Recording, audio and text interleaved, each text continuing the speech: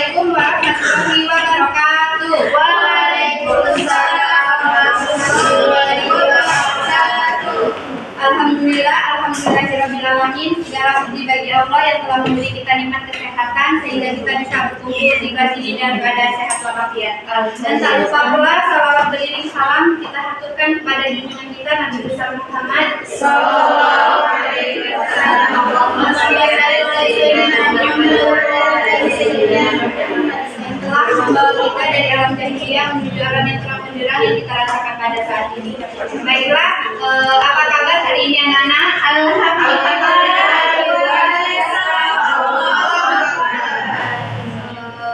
Sebelum belajar, alangkah baiknya kita membaca doa terlebih dahulu ya. Kepada ketua kelas silakan memimpin doa. Berdoa dimulai.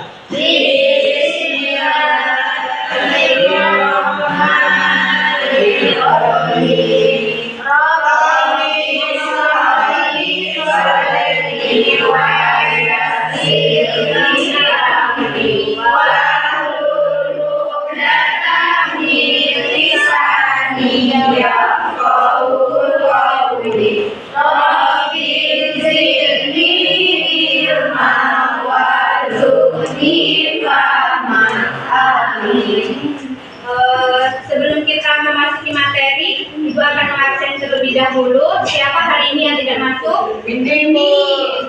Kenapa dia? Sakit. Ya.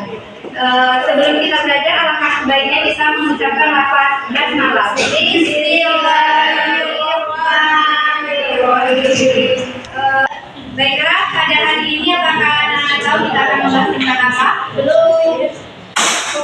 Baiklah, hari ini kita akan membahas tentang situasi dan kondisi sebelum kedatangan Islam dan jalur masuknya Islam ke Nusantara. Di sini Ibu mempunyai peta. Ini peta masuknya agama Islam ke Indonesia. Kelihatan nggak? Yes.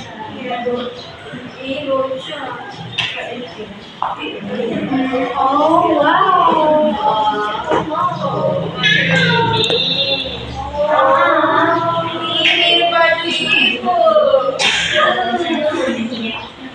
Nah, jadi ini peta masuknya agama Islam ke Indonesia.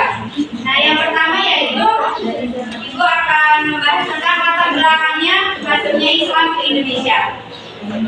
Sebelum kedatangan Islam ke wilayah Nusantara, nah ada beberapa faktor yang menjadi penyebabnya adanya sebuah perubahan. Yang pertama yaitu perubahan dari sebelumnya yang di masa agama Hindu-Buddha ke agama Islam. Nah, itu ditandai oleh beberapa faktor. Yang pertama yaitu letak geografis, keyakinan, politik, dan sastra dan kesusastraan. Yang pertama yaitu letak geografis.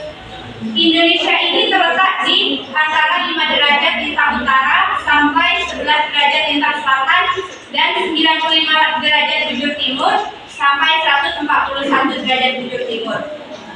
Posisi ini menunjukkan bahwa wilayah Indonesia ini berada di khatulistiwa, sehingga wilayah Nusantara ini mempunyai iklim tropis yang curah hujannya yang tinggi.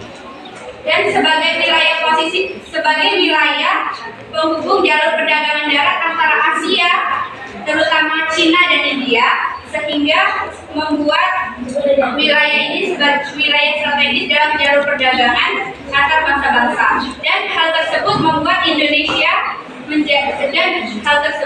membuat sejarah panjang bahasa Indonesia. Yang selanjutnya yaitu keyakinan.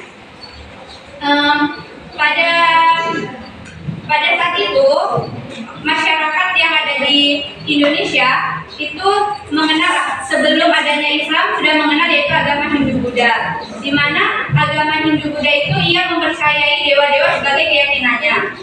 Nah, ada beberapa masyarakat yang belum mengetahui agama Hindu-Buddha sehingga ia meyakini agama asli yaitu menyembah roh-roh atau makhluk halus. Yang selanjutnya yaitu politik dan pemerintahan. Berdasarkan bukti-bukti dari Kerajaan Majapahit, Indonesia itu telah mengenal sistem politik dan pemerintahan sejak sebelum Islam datang ke Indonesia. Nah, kemudian struktur pemerintahan mulai bisa dilacak itu ketika kerajaan Sriwijaya.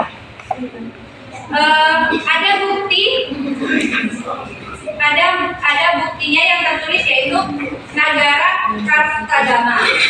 Nah, di dalam Nagara Kartagama ini isinya tidak hanya mitos dan mistis, tetapi di dalamnya terdapat sosial budaya, politik, ekonomi kerajaan Majapahit. Yang selanjutnya yaitu sastra dan kesusastraan. Kehidupan kesusastraan ketika itu tentunya tidak terlepas dari para pujangga sebagai pengubah dan pencipta karya sastra. Kaitannya dengan hal ini, peran para Brahmana dan pembuka agama sangat penting.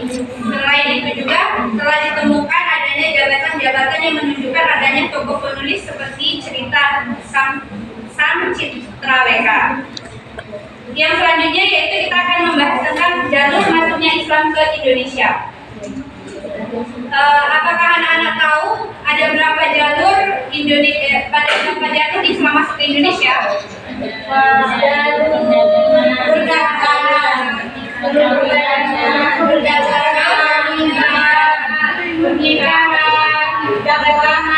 Perang. Nah, jadi jalur masuknya Islam ke Indonesia itu bisa berawal dari pernikahan, pendidikan, perdagangan, dan sebagainya. Di sini Ibu akan menjelaskan yang pertama, yaitu Islam masuk ke Indonesia itu dari penduduk pribumi. Di saat itu penduduk pribumi itu mengenal agama Islam dan menganutnya. Kemudian yang kedua yaitu dari negara asing seperti Arab, India, dan Cina yang telah beragama Islam. Lalu mereka menduduki suatu wilayah Indonesia dan dia melakukan pernikahan dengan orang pribumi sehingga orang pribumi itu juga menganut agama Islam. Kemudian yaitu ada teori masuknya Islam ke Indonesia. Itu anak-anak ada yang tahu berapa teori? Ada dari ada teori Arab, Persia, juga.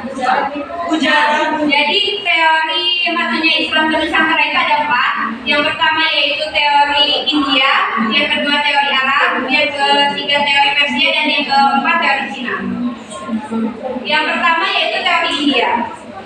Teori ini dikemukakan oleh Pinneberg dan seorang orientalis Belanda yang meneliti tentang Islam di Indonesia bernama Snow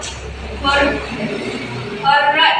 Ia menyatakan bahwa agama Islam masuk ke Nusantara itu pada abad ke-13 Masehi yang dibawa oleh perdagangan dari Kambay, Gujarat, dan India. Nah, kemudian yang kedua yaitu teori Arab. Teori ini dikemukakan oleh Sir Thomas Arnold. Ia mengatakan bahwa Islam masuk ke Nusantara itu kisaran abad ke-7 Masehi sampai ke-8 Masehi. Dan teori ini berpendapat bahwa Islam itu masuk ke Nusantara langsung dari orang Arab atau Mekah. Dengan bukti jalur perdagangan yang ramai dan bersifat internasional sudah dimulai melalui Selat Malaka yang menghubungkan dinasti Tang di Cina atau Asia Timur, Sriwijaya di Asia Tenggara, dan Bani Umayyah di Asia Barat. Kemudian yang ketiga yaitu teori Persia. Sejarawan Hussein Jajaningrat adalah orang yang mengemukakan teori Persia ini. Menurut teori Persia ini, Islam masuk ke Nusantara itu pada abad ke-13 Masehi di Sumatera yang berpusat di Samudra Pasai. Bukti-bukti persamaan tersebut diantaranya adanya peringatan 10 Muharram atau Asyura atas meninggalnya cucu Nabi Muhammad SAW, yaitu Husain di Karbala, dan adanya kesamaan konsep ajaran Sufisme yang dianut oleh Syekh Siti Jenar dengan Al-Halaj, seorang sufi besar dari Persia. Kemudian teori yang terakhir yaitu teori Cina. Teori ini mengatakan bahwa Islam masuk ke Nusantara itu berasal dari orang-orang Cina, karena menurutnya orang-orang Cina ini telah berhubungan dengan masyarakat Indonesia itu jauh sebelum Islam masuk ke Nusantara. Dan menurut teori ini Islam masuk ke Nusantara itu pada abad ke-7 Masehi. Nah, itu tadi materi dari Ibu. Apakah dari materi itu ada yang kurang jelas dan ingin ditanyakan?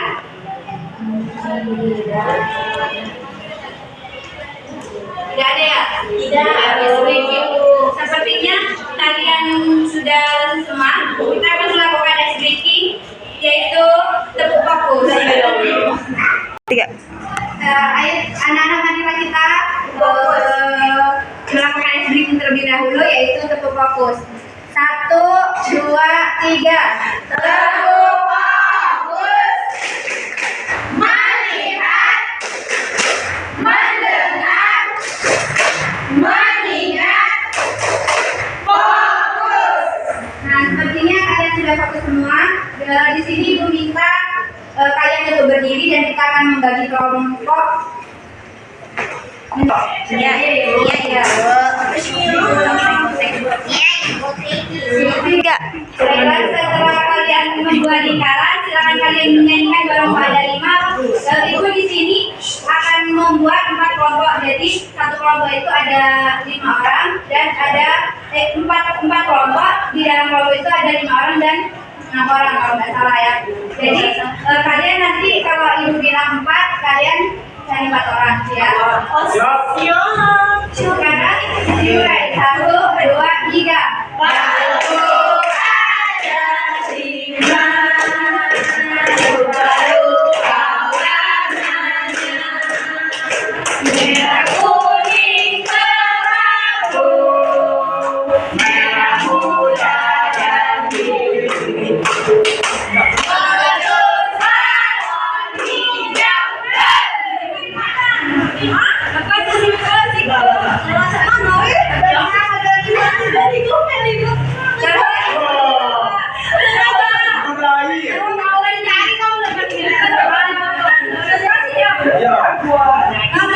Jadi di dalam satu konon ini ada yang 5, ada yang pas kok.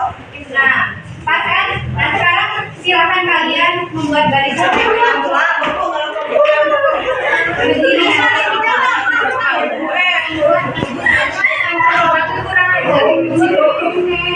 Baiklah, kalian sudah berbaris sesuai kelompoknya kan? Ini kelompok 1, 2, 3, dan 4. Di sini Ibu akan menerapkan strategi yaitu tim quiz. Nah, jadi Ibu akan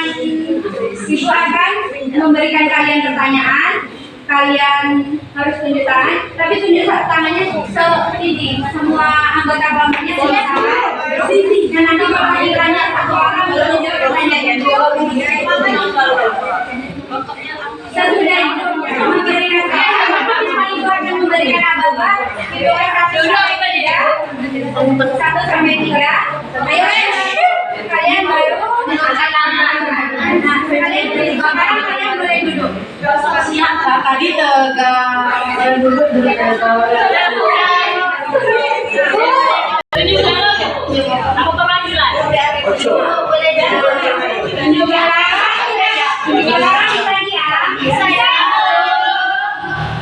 ini kelompok 1 barisnya harus ini, harus rapi.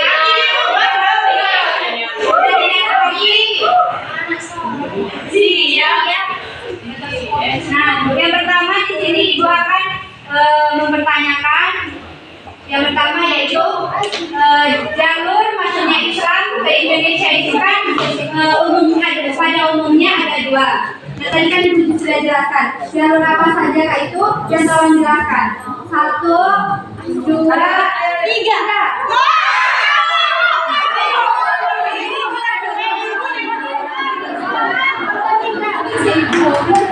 Oh, ini dari duluan, bukan kaki. Salah, sama gue. Kita bisa dua jalur masuknya Islam di Nusantara. Yang pertama yaitu jalur perdagangan, yang kedua jalur pernikahan.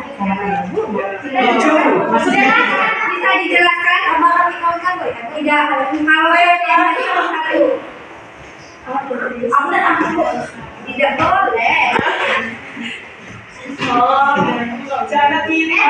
Perdagangan itu melalui perdagangan internasional.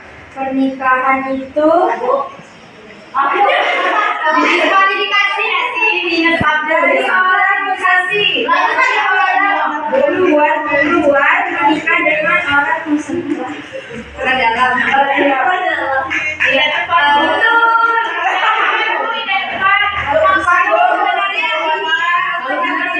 Jawabannya kelompok A. Ada kelompok lain yang bisa mensempurnakannya.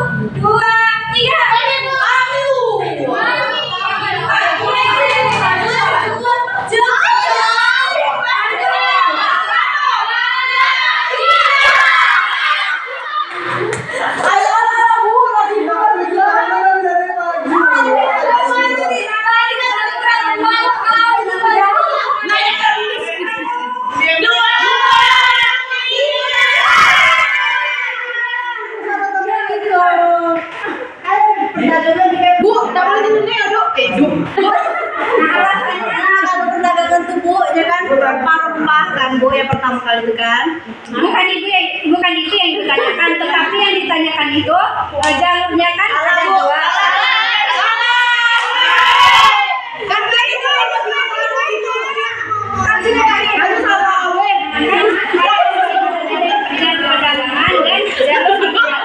Nah, jalur perdagangan itu yang seperti apa dan pernikahan itu seperti apa? Kalau misalnya perdagangan itu kan seperti jalur perdagangan itu seperti perasaannya itu berdagang, tapi berdagang mulai sambil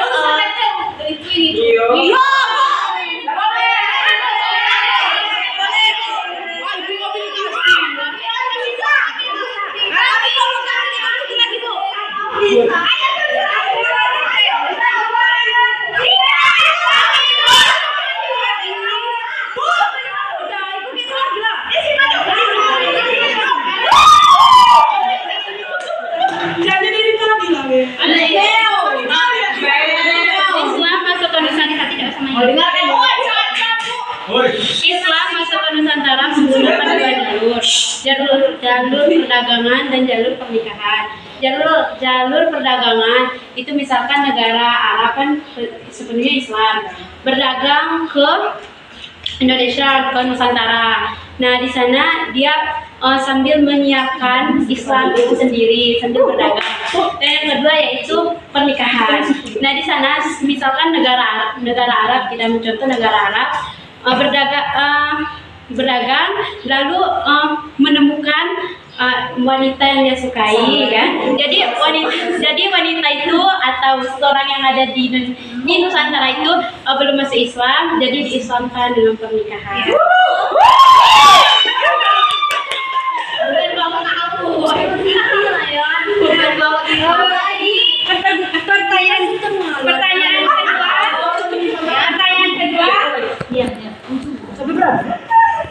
Sampai kapan nak?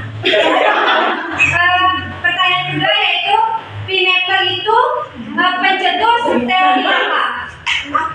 Pineapple yang tertutup ya pencetus teori apa?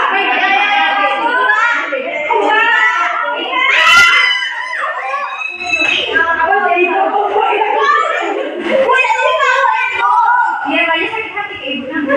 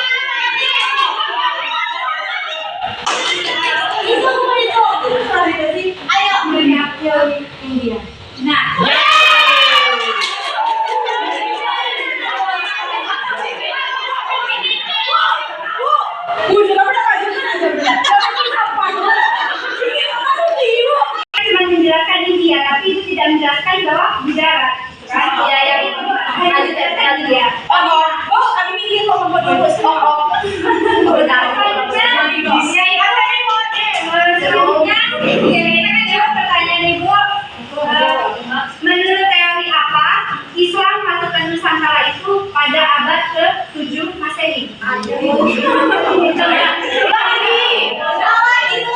teori apa Islam atau Nusantara itu pada abad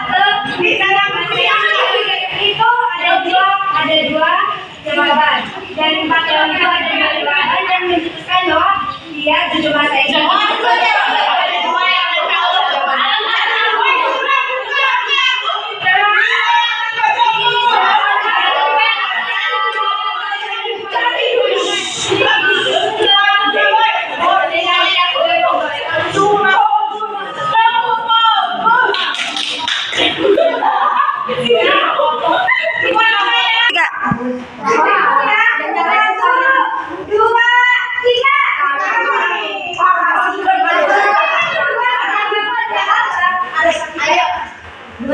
Teori apa dari India? Salah.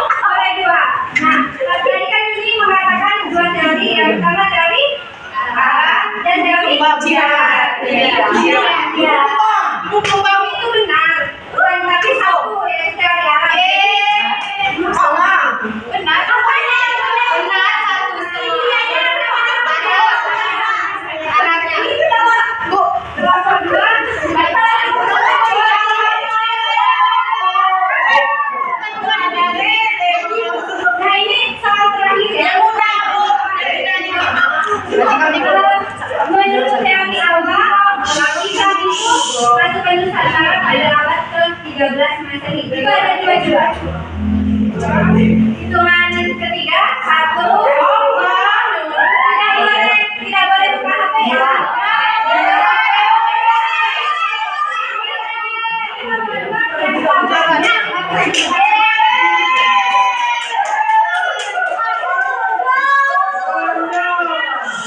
Diulangi. Menurut teori apa? Nusantara masuk ke Islam masuk ke Nusantara itu pada abad ke-13. Itu ada dua teori kan? Nah, ibu akan yang itu 1, 2, 3. Udah di sini. Salah. Di sini.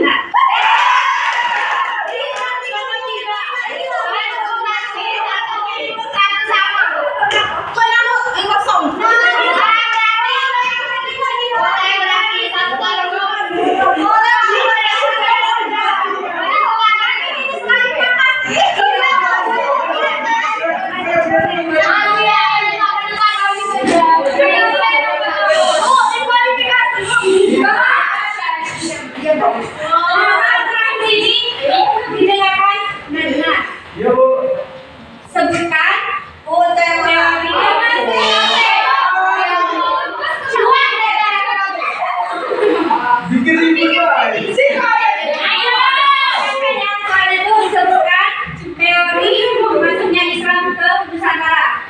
Hitungan 1, 2, 3.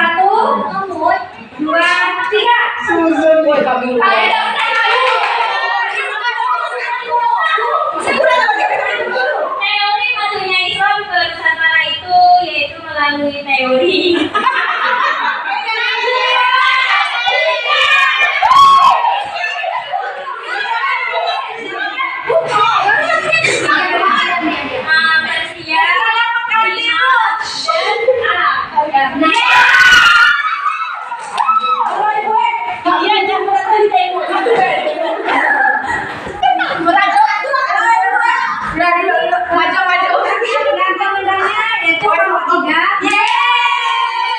silakan berdiri dan teman-teman yang lain boleh duduk.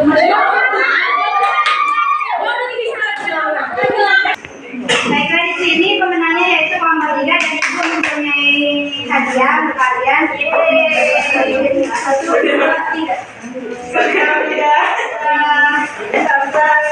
Terima kasih kepada anak-anak yang sudah berpartisipasi untuk mengikuti pembelajaran pada Sebaiknya sebelum kita menutup pembelajaran, kita mengucapkan lafaz basmalah terlebih dahulu.